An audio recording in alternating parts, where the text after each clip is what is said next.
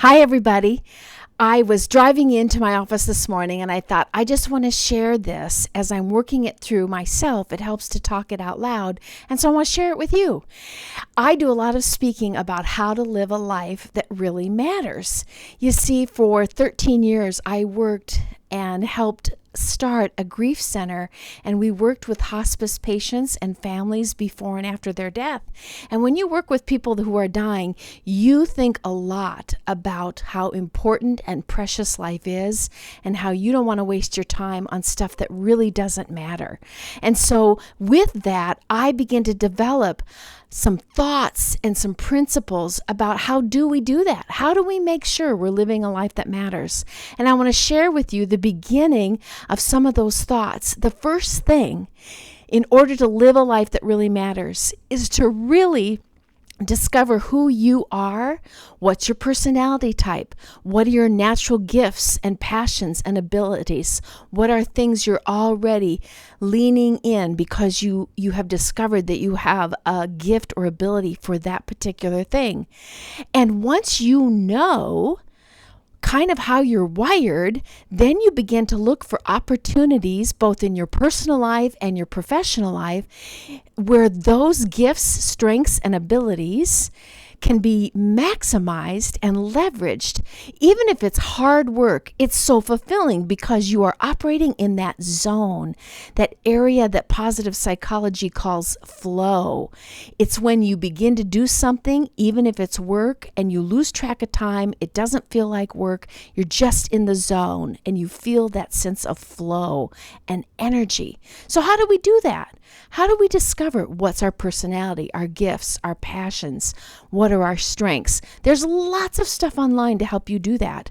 Some of the ones I recommend is do a couple of the Enneagram assessments. That's a personality typing system that goes deep and wide. Do an Enneagram personality assessment. Get some information on that. Figure out what Enneagram number best describes you and how you're wired. Do the DISC personality assessment. That might give you a different nuanced view of your personality type. Do a strengths finder. Great classic business book. You can still go online and do strengths finder. It helps to identify other areas. Do the Marcus Buckingham Discover Your Strongest Life. In fact, I have his book right here. I love his book for women, Find Your Strongest Life. He has a brief assessment in there to help identify what you're good at, where you shine, and then do spiritual gift testing.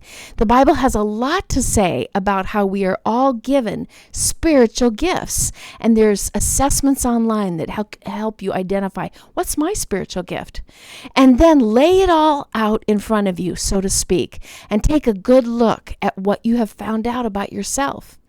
And then as you begin to talk with others that know you really well, that you trust, and you begin to do some thinking and some praying, begin to ask, where are the areas, both in my personal life and perhaps my professional life, where I can use my natural given strengths and abilities and passions and giftings? Because when you're living in those zones, you feel a sense of competency. You feel a sense of accomplishment.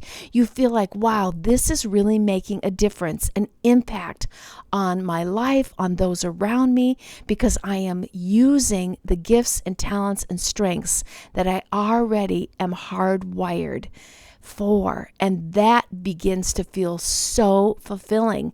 And you begin to get that sense of, I'm doing something that matters. I'm making an impact. And it doesn't matter if it looks like a real big, extroverted, noticeable gift and passion, or if it's more introverted, quiet, steady gift and passion. All of those things are needed. And there are people and businesses and neighbors and children in your own home that will benefit. You will impact their lives as you begin to operate and work within your zone of personality, your strengths, your giftings, and your passions. So that's part of my thought today on how to start living a life that really matters. Have a good day, everybody. Bye.